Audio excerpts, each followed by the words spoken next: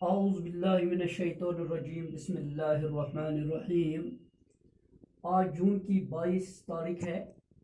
درجہ 12 کے لیے آج ہمارا موضوع ہے گلی ڈنڈا۔ گلی ڈنڈا ایک افسانہ ہے۔ یہ اس کا مصنف منشی پریم چند ہے۔ منشی پریم چند نے ایک افسانہ لکھا ہے جس کا عنوان گلی ڈنڈا ہے۔ تو یہ اس کا کافی مشہور افسانہ ہے۔ تو ہم اس کو پڑھیں گے، تو آپ دھیان رکھنا، تلفظ کا خاص خیال رکھنا۔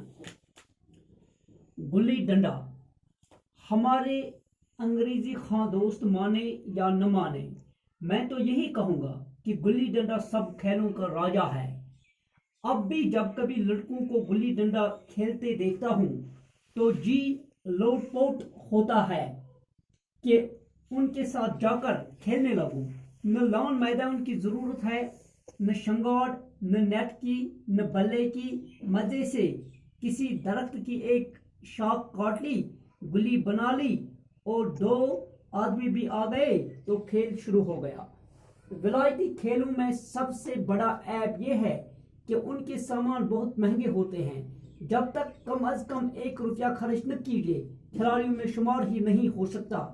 یہاں گلی ڈنڈا ہے کہ بغیر ہینگ پھٹکری لگے رنگ چوکھا دیتا ہے، لیکن ہم انگریزی کھیلوں پر ایسے دیوانے ہو رہے ہیں کہ اپنی سب چیزوں سے ہمیں نفرت ہو گئی ہے۔ ہمارے اسکولوں میں ہر ایک لڑکے سے 3-4 روپے سالانہ صرف کھیل کی فیس لی جاتی ہے۔ کسی کو یہ نہیں سوچتا کہ ہندوستانی کھیل کھلائیں جو بغیر پیسے کوڑی کے کھیلے جاتے ہیں۔ انگریزی کھیل ان کے لیے ہیں جن کے پاس روپیہ ہے۔ بیچارے غریب لڑکوں کے سر پر یہ فضول خرچیاں کیوں منڈتے ہو؟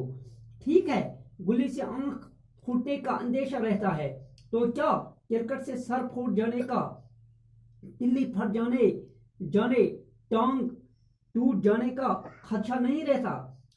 اگر ہمارے ماتھے پر گلی کا داغ آج تک لگا ہوا ہے تو ہمارے کئی دوست ایسے بھی ہیں جو بلے سے گائل ہونے کا سرٹیفکیٹ بھی رکھتے ہیں۔ خیر، یہ تو اپنی اپنی پسند ہے، اور بچپن کی یادوں میں گلی ڈنڈا ہی سب سے شیریں یاد ہے۔ وہ علل صبح گھر سے نکل جانا، وہ درخت پر چڑھ کر ٹہنیاں کاٹنا اور گلی ڈنڈا بنانا، وہ جوش و خروش، وہ لگن، وہ کھلاڑیوں کے جمگٹے، وہ پدنا اور پدانا، وہ لڑائی جھگڑے، وہ بے تکلف سادگی جس میں چھوت اچھوت اور غریب امیر کی کوئی تمیز نہ تھی، جس میں امیرانہ چونچوں کے غرور اور خود نمائی کی گنجائش ہی نہ تھی۔ اسی وقت بھولے گا جب گھر والے بگڑ رہے ہیں، والد صاحب چوکی پر بیٹھے ہوئے روٹیوں پر اپنا غصہ اتار رہے ہیں، اماں کی دوڑ صرف دروازے تک ہے، لیکن ان کے خیال میں میرا تاریک مستقبل ٹوٹی ہوئی کشتی کی طرح ڈگمگا رہا ہے، اور میں ہوں کہ پدانے میں مست ہوں۔ نہ نہانے کا خیال ہے، نہ کھانے کا۔ گلی ہے تو ذرا سی، لیکن اس میں دنیا بھر کی مٹھاس اور عشقوں کا لطف بھرا ہوا ہے۔ تو اس طرح سے پریم چند کا یہ افسانہ، ہم نے اس کو 1.5 صفحہ ہم نے اس کا پڑھا۔ تو گلی ڈنڈا اس افسانے کا عنوان ہے۔ منشی پریم چند چونکہ ترقی پسند تحریک سے وابستہ تھے، اس وقت زوروں پر تحریک تھی، ہندوستان چھوڑ دو کا نعرہ اس وقت بلندیوں پر تھا، کہ جب مہاتما گاندھی نے ایک تحریک چلائی، عدم تعاون کی تحریک جو اس نے چلائی، اور ہندوستان چھوڑ دو کا نعرہ جو لگایا، تو منشی پریم چند بھی اس ترقی پسند تحریک سے متاثر ہوئے بغیر نہ رہ سکے، اور انہوں نے بھی اس میں حصہ لیا، اور انہوں نے نوکری سے استعفیٰ دیا۔ انہوں نے پھر لکھنے کا کام شروع کیا، ایک ادیب کی صورت میں اس نے لکھنے کا کام شروع کیا، اور اس وقت بھی وہ ترقی پسند تحریک کو اپنے قلم سے اس کی آبیاری کرتا رہا، اور ہندوستان کی آزادی، جو انگریزوں سے آزادی حاصل کی، اس میں پریم چند کا بھی اہم رول ہے۔ کہ جو ترقی پسند تاریخ سے وہ وابستہ رہے.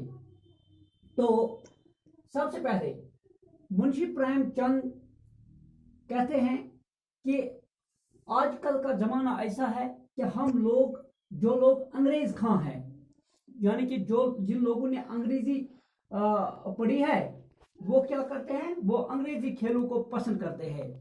لیکن ہمارے انگریزی خاں دوست مانے نہ مانے تو یہی کہوں گا کہ گلی ڈنڈا سب کھیلوں کا راجا ہے.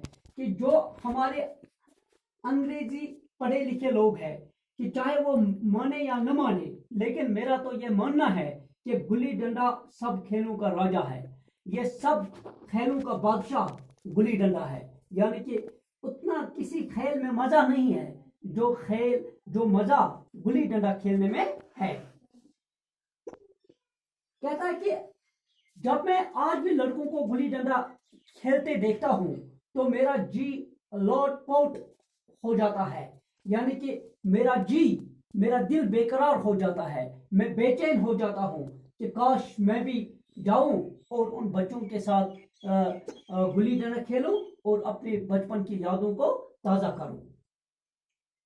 تو پھر کہتا ہے کہ اس کی خصوصیات کیا ہے کہ گلی ڈنڈا سب سے پہلے کہ یہ کوئی اس میں بڑے میدان کی بھی ضرورت نہیں ہے. جس طرح کرکٹ کے لیے باقی کھیل جو ہے، فٹ بال ہے، کرکٹ ہے، والی بال ہے، اس کے لیے میدان کی ضرورت ہے. لیکن گلی ڈنڈا ایک ایسا کھیل ہے جس کے لیے کسی بڑے میدان کی ضرورت نہیں ہے. اور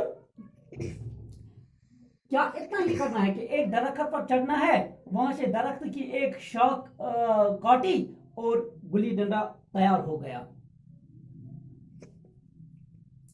اس میں نہ نیٹ کی ضرورت ہوتی ہے اور نہ بلے کی ضرورت ہوتی ہے جو کہ مہنگے پڑتے ہیں. تو ولایتی کھیل جو ہے، کہتا ہے کہ جو ولایتی کھیل ہے، یعنی کہ جو ولایتی کھیل ہے، مغربی جو کھیل ہے، ان میں جو پردیسی کھیل ہے، جو ولایتی کھیل ہے، جو مغرب کے کھیل ہے، وہ تو بڑے مہنگے ہیں. ان میں کافی پیسہ لگتا ہے. وہ غریبوں کا کھیل نہیں ہے بلکہ وہ امیروں کا کھیل ہے. تو لیکن گلی ڈنڈا ایک ایسا کھیل ہے جو بغیر ہینگ پھٹکری کے رنگ چکھا دیتا ہے. یعنی کہ مفت میں کام ہو جاتا ہے. جب ہم من بناتے ہیں کہ گلی ڈنڈا کھیلنا ہے تو یہ کام مفت میں ہو جاتا ہے. درخت پر چڑھ کر ایک شاخ کاٹی تو گلی ڈنڈا تیار ہو گیا. تو لیکن کہتا ہے کہ ولایتی کھیلوں میں بڑا نقص اور ان میں یہ عیب ہے کہ ان میں بچوں سے سکول میں فیس 3-4 روپیہ بچوں سے فیس وصول کی جاتی ہے جو بیچارے غریب گھرانوں سے تعلق رکھتے ہیں. اور یہ فضول خرچیاں ہم ان کے سر پر منتے ہیں. یعنی کہ ہم ان سے ایسا خرچہ وصول کرتے ہیں جو وہ برداشت نہیں کر پاتے ہیں. تو ہاں، اب ہم کہتے ہیں کہ کہتا ہے کہ گلی ڈنڈا میں یہ ایک ایسا کھیل ہے کہ اگر ہم اس کا عیب ڈھونڈیں گے کہ ہم کہتے ہیں کہ اس سے آنکھ پھوٹنے کا خطرہ ہے، کہ گلی سے انسان کی آنکھ پھوٹنے کا خطرہ ہے، اس کی آنکھ کے زخمی ہونے کا خطرہ ہے. تو کرکٹ میں بھی کتنے لوگ گھائل ہوئے ہیں. اگر گلی آنکھ پہ لگ جاتی ہے تو انسان کی آنکھ ہمیشہ کے لیے جاتی ہے.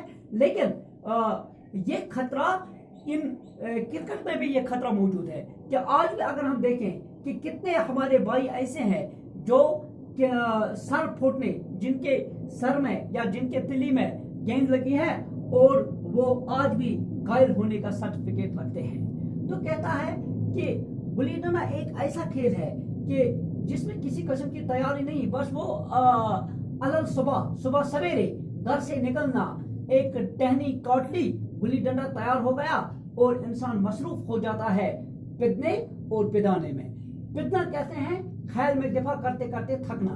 یعنی کہ جب کوئی گلی ڈنڈے پر مارتا ہے اس کو کہتے ہیں پدنا. اور جب ڈنڈے سے جب گلی پر یہ لگاتے ہیں، چوٹ لگاتے ہیں تو اس کو کہتے ہیں پدانا. یعنی کہ مخالف کو کھیل میں تھکانا. کھیل میں دفاع کرتے کرتے تھکنا اس کو پدنا کہتے ہیں، اور مخالف کو کھیل میں تھکانا اس کو پدانا کہتے ہیں۔ تو اس میں کیا ہے، یہ گلی ڈنڈا ایک ایسا کھیل ہے جس میں اونچ نیچ کی کوئی تمیز نہیں ہے، جس میں امیر غریب کی کوئی تمیز نہیں ہے، جس میں امیرانہ چونچلوں سے آزاد ہے، یعنی کہ امیرانہ ناز نخرے اس میں آڑے نہیں آتے ہیں کہ کوئی کہے کہ میں امیر ہوں، میں غریب کے ساتھ کیسے کھیلوں، کوئی غریب ہے وہ کہے گا میں امیر کے ساتھ کیسے کھیلوں، نہیں ایسا نہیں ہے، بلکہ یہ کھیل بچپن کا یہ کھیل یہ امیرانہ چونچلوں سے آزاد ہے، یعنی کہ یہاں اونچ نیچ امیر غریب کی کوئی تمیز نہیں ہے، اور نہ یہاں امیروں کی خود نمائی، یعنی کہ کوئی امیر آئے اور اپنے آپ کو بڑا چڑھا کر پیش کرے، اس میں وہ گنجائش بھی نہیں ہے۔ بلکہ اور کہتا ہے کہ جب میں بچوں کے ساتھ کھیلتا تھا میدان میں یہ گلی ڈنڈا، تو میرے والدین، میری ماں اور میرے باپ، ان کو کافی فکر تھی، اور وہ چوکی پر بیٹھا میرا باپ وہ روٹیوں پر غصہ اتارتا ہے، یعنی کہ اور ماں دروازے تک آتی ہے، تو ان کے ذہن میں اگر کوئی ہے تو وہ میرے تاریک مستقبل کو دیکھتے ہیں، کہتے ہیں کہ اس کا مستقبل روشن نہیں ہے، کہ یہ ایک ڈگمگاتی کشتی کی طرح میرے مستقبل کو وہ دیکھتے تھے، کہ جس طرح ایک کشتی لڑکھڑاتی ہے، اپنی منزل تک پہنچتے پہنچتے وہ لڑکھڑاتی ہے، اسی طرح ان کو لگتا تھا کہ اس کا مستقبل ایک ٹوٹی ہوئی کشتی کی طرح یا ایک لڑکھڑاتی ہوئی کشتی کی طرح ہے، کیونکہ ان کے ذہن میں یہی فکر تھی کہ یہ ان بچوں کے ساتھ، غریب بچوں کے ساتھ، ان محلے کے بچوں کے ساتھ اس نے اپنا مستقبل تباہ و برباد کیا، کہ یہ صبح سویرے نکلتا ہے، نہ اس کو کھانے پینے کی فکر ہے، نہ اس کو سکول کے کام کا کوئی فکر ہے، اور نہ اس کو نہانے کا کوئی خیال ہے، بس مست گلی ڈنڈا کھیلتا رہتا ہے۔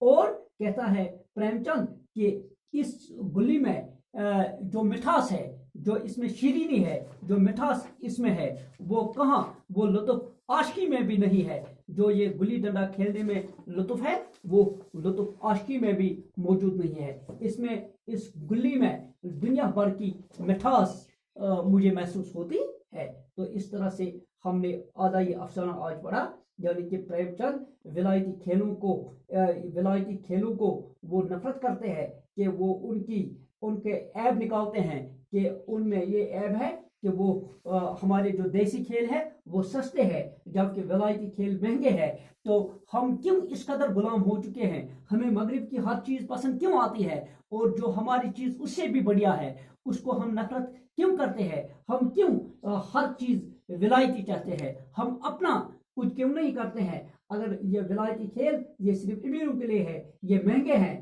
اور جو ہمارے دیسی کھیل ہے یہ سستے ہیں، تو ہمیں سستے کھیلوں کو اہمیت دینی چاہیے، نہ کہ ان مہنگے کھیلوں کی جو بچوں سے 2-4 روپیہ فیس وصول کی جاتی ہے، اس کی بھی ضرورت نہیں ہے، اور جو ان میں یہ کافی مہنگے کھیل ہے، ان کے سامان مہنگے پڑتے ہیں، تو ہمارے جو دیسی کھیل ہے ان میں کسی قسم کی فضول خرچی نہیں کرنی پڑتی ہے، تو لہذا ہمیں انگریزوں کی، ہمیں مغرب کی ہر چیز